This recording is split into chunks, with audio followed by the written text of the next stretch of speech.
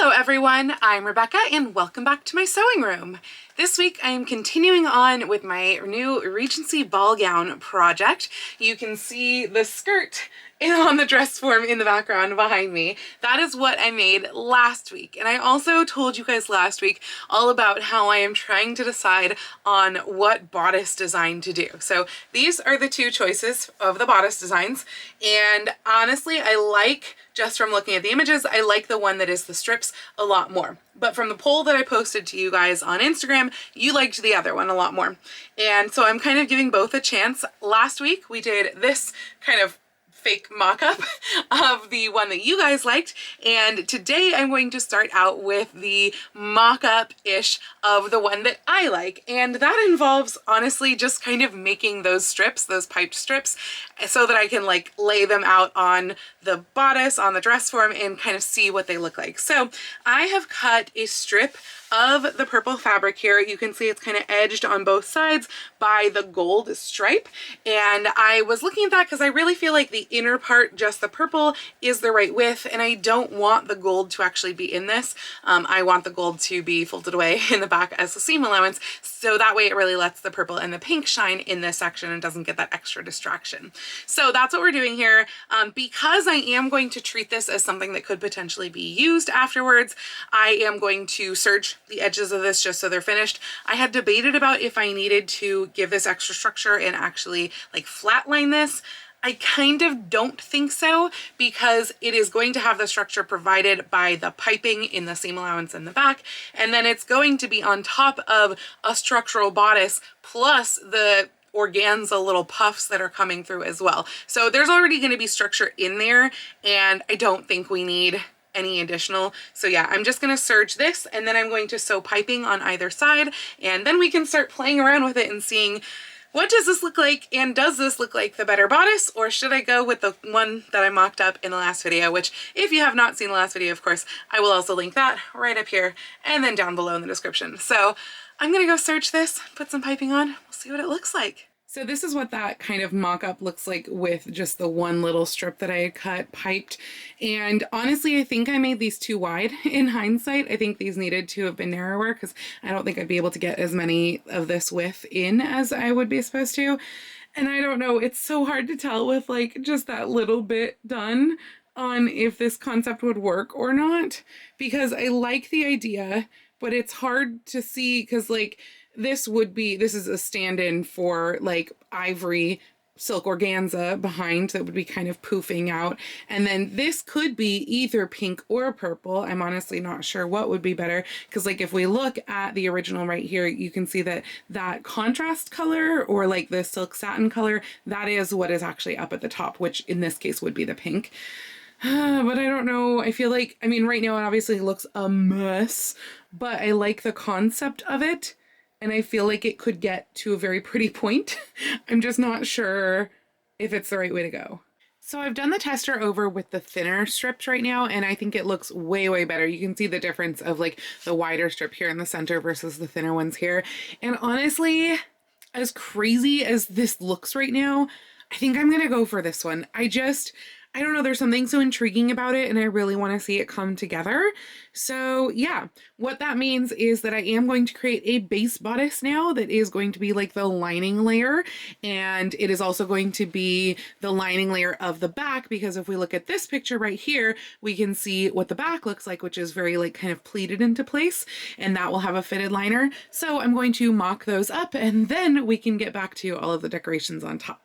So unfortunately, as it turns out, these mock-up pieces that were included within my like pattern envelope, they were actually from the court gown, because I forgot that I altered this pattern to get to the court gown. So that's the court gown pattern right there, versus you can see that it is quite a different tilt for the actual Regency pattern because it's over the Regency corset instead of my stays. So yeah, I do actually have to cut out and put together a mock-up, mostly because I had made some small changes to this. most of which were marked and cut into this pattern. Like you can see that this neckline is cut lower than the original. I drawn a line here because usually I gather this, though that's not actually going to be the case this time, probably because it is going to have that fitted lining underneath. And then apparently for some version up here, I then increased these, and I'm not sure what version is what. So I'm going to cut it with the higher neckline and then cut down, even though most likely that was the daytime neckline and this was the evening neckline. But yeah, I am going to cut out a mock-up of that just out of the same fabric that I'll use for the interlining. But yeah, I made enough changes on these pattern pieces that I definitely need to mock this one up first, unfortunately. All right, bodice mock-up is on, and of course it's almost impossible to tell if you've pinned something correctly when you are pinning it in the back. The top 2 pins I put in before I put it on, and then the bottom pin I, went like this to try and pin. So it's hard to say if I got it in the right place, but it definitely does seem to be too large in kind of everywhere. Like it's too large in the bust, not in the neckline. The neckline is fine, like width-wise, so like the upper bust is fine, but it's too large going into the bust. It's too large in the under bust. I think a lot of that is coming from the back because it seems very gappy right here on these seams. And then it's also a little bit too long in the strap. So I don't know how that happened because, I've used this pattern a bazillion times, but it did. And I need to alter that and then transfer those markings to the pattern so that doesn't happen again, of course. So yeah, got some fixing to do. So much better now. Look at that fit. It is basically perfect. I am slightly nervous that the neckline is going to wind up being too low, considering I feel like it's in a perfect place right now without the seam allowance. So I am tempted to recut the front piece with like a 1/2 inch higher neckline, just because it is, yeah, again, like really exactly where I want it as is. But yeah, everything else is really, frankly, just right. I think this is fantastic. And I wound up taking it in like, I think 5/8 of an inch on each side of the seam allowance on the shoulder seam. I wound up doing about 3/8 of an inch on each side of the side back seam. And then I moved the darts over entirely. I moved them over about a 1/2 inch towards the center and also lengthened them about a 1/2 inch so they went up a little bit taller. This corset honestly is too small for my bust. I'm way overdue in making a new corset, and I know that, and I just am like absolutely dreading when I finally have to. But even like beyond it being too small, it is laced totally, well actually you can't see with the bodice on, but it's laced totally unevenly. Like we're talking basically closed at the top and wide open at the hips.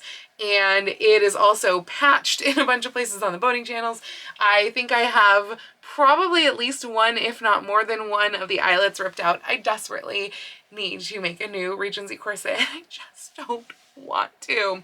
And of course, once I do, it's going to make everything fit weirdly because I've been using this corset for the entirety of my costuming journey for Regency since I think I made this in 2012. It could have even been 2011. It's been a really long time. And yeah, I need a new one. But anyway, we have a perfect bodice going on right now. So I'm going to stare in the mirror a little bit about whether I do need to increase this neckline and recut the lining piece. And then I'm going to figure out if I want to put another lining piece basically, or another not lining but like silk piece that would be underneath the organza, because frankly this is the exact same color as my silk. So like I feel like if the silk organza is mounted on top of this, it's going to be the same difference as being mounted on top of this, and then this is going to be in various other places, and the purple is going to be in various other places. I haven't quite decided if I want the neckline band to be out of this, which is really what the original kind of would have been, even though it was pretty much the same color that they were dealing with for the original, just different textures. But this would have been that like contrast texture. But I kind of think it looks better with the purple top and then purple down here, and then having the pink piping around the purple stripes with potentially pink silk organza. I haven't yet decided that. So I think that actually might be the next thing that I need to do. I think I need to do a dye test of like a semi-decent amount so that I can kind of scrunch it up and see what it looks like of silk organza and try and see what the difference would be with pink versus with like a tea-dyed ivory, and kind of put things on the form using this as the base color, using strips of the purple, and see what things look like. You can see here that I have dyed little swatches of the silk organza and mocked up both the pink and the tea dyed one. The pink honestly went a little bit pinker than I had intended, and that was in the dye bath, which was, I think, like 3 drops of red dye, just RIT dye. That was in that dye bath for approximately 20 seconds. And that's how pink it got. This was 1 English breakfast tea bag left for probably closer to a minute, just because I know tea dye takes a little bit longer. And I have just ruched it up because if we look closely at the picture here, you can see that it looks ruched underneath. So now I'm going to kind of lay my strips all around and just see what it looks like. Also, this is the mock-up underneath, so that way we get that pink coming through as well. But yeah, I'm gonna lay my strips around and undo the sash down here just so I can see it on top of things. In fact, I might even tuck all of this into the skirt just so we can see everything all together, and I'll see which one I like better. So here's a rough estimate of what the two look like, the difference between the ivory and the pink. Honestly, I am leaning towards the ivory because I think that with the ivory, we get the pop of the piping, whereas with the piping really just blends into the background. And also, if we do have the pink underneath, whether it is just this or whether I put a layer of the silk satin underneath, we get a little bit of a glow of pink coming through as well to kind of show behind that ivory because it is obviously sheer. And yeah, so I don't know, I think I'm leaning towards the ivory. Like, this is very cute. It's very fluffy. It looks like fluffier and sweeter, honestly, but the piping doesn't pop. And I feel like I just want the piping to pop more. And again, this would also go with the silk organza that's going to be in the sleeves. So we're going to have like kind of a double puff up here in the upper and then the sheer sleeve below, just like you see on screen here. And I think that's going to look better as ivory than pink. So yeah, I think we're gonna go with ivory. So the majority of you agreed with me that despite how like cute and fluffy the pink looks, the ivory really is the way to go with this project. So that is what I'm going to be using, which means now it is time to make a whole lot more. So I kind of like the density of the pink over here. It's less dense over in the center, but I like this density. I think it's a little bit less dense than how I gathered up this.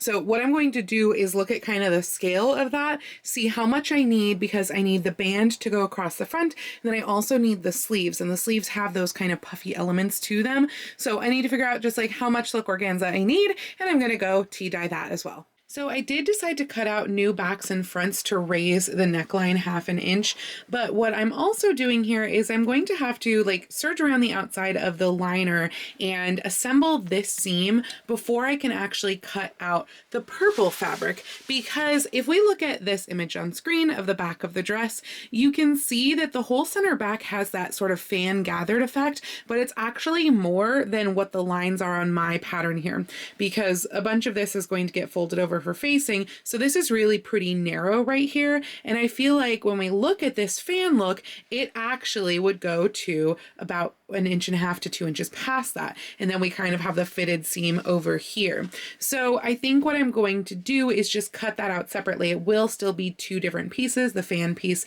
and then kind of the side back piece, but the fan piece is going to overlap onto the side back. So that's why we have to do that in a separate thing after we do this seam. For the fronts, what I'm doing is while I still have this as a flat piece before I even do the dart or anything, I am going to cut all of the pieces that I need for the various layers that go up top, other than like the strips, which obviously will just go over, and the organza, which just gets ruched up. And that's just like a straight little piece beforehand.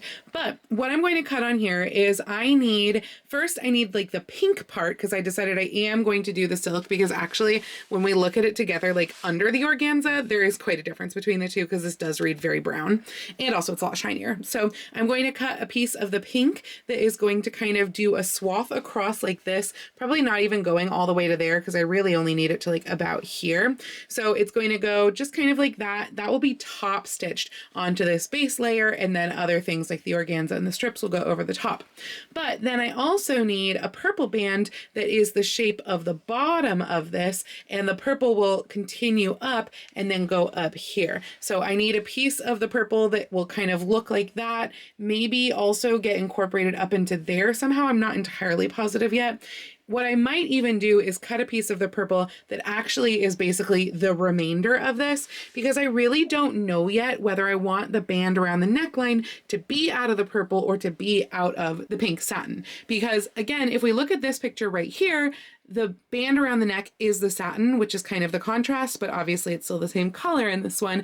And I don't know if with this, having the pink band is going to be weird or having the purple is going to be better. So I'm cutting both because I can, and this is the easiest time to do it. I have my various potential front silk pieces cut. This is the back side of if the neckline is just pink. Here is the pink that will go under the organza. And then here is the purple outer part that then has this cutaway that I was being really conservative about the size of the cutaway, because for one thing, we're going to have seam allowance that will fold down on the inside, and then this will be like top stitched or prick stitched to the below layers. But also I can always cut away more, but I can't add back in. So we're starting really small, but then, you know, just again, keep in mind that the seam allowance will fold down, etc. But yeah, that's what the front piece looks like with the cutaway there. Very odd looking for sure. This is what the front looks like with the satin applied to it. You can see I used a zigzag stitch around the edges. I didn't do any serging or anything like that. I wanted it kind of as smooth as possible.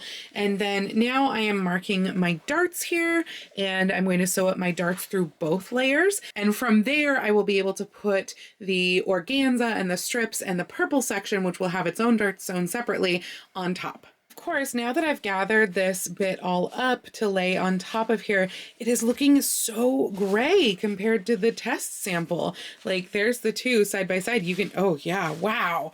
Wow, it's looking gray, even more so than I realized. And this was what I wanted. I wanted this ivory, not this gray.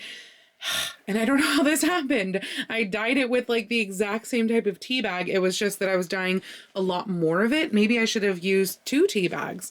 And now I'm like, okay, well, can I dye it if it's already ruched up? Or are we going to get weird, you know, water stuck in various places? Is it going to dye the thread dark, etc.? But I think I've got to do something because this is not the color I want. This is just so gray. And I just don't know that that is going to look good. Ooh. Yeah, no, I want this. Okay, we've got to do something to fix this. I'm finding it literally impossible to get to this warm color that I had in my test swatch. So this is the one that I've been dyeing, and it was the really gray. I tried dyeing it again. I tried dyeing it again and again, using like more of the same tea bag bath, using longer times, washing it out with soap, trying to start over, which by the way, tea dye doesn't wash out with soap. Learned that now. But it's still like a pretty gray cast to it, I feel like. Just for comparison, this is where we started with trying to get rid of the gray. I know this one's not pressed and the rest of them are, so it does look a little bit different. But so this was like original tester. This was, oh my gosh, I gathered it up, it looks gray, that you saw a minute ago. This what is now like, I've tried a whole bunch of things to get it less gray. I think maybe it is slightly less. And then this was like, I'm gonna start over from a completely new like strip of the silk organza and see with a new tea bag if I can get it to this color. Look, we're still not there. We're still more in the gray. I feel like this didn't get much color at all, but it is definitely more of a gray tan or gray, like, you know, ecru than it is the warmer color here. You can see that. And it's making me think that maybe it's the batch of silk organza. These have all come from the same like yardage that I bought. And this one was a scrap that was left over from a previous purchase. And so maybe it took the dye in a different way than this one takes the dye. So yeah, I think it's not going to be able to get to that warmer color. I might try dipping this in the new thing of tea that I just did, but I feel like we're looking at basically the same color there. I don't think one is any warmer than the other. They look like an exact match, to be honest.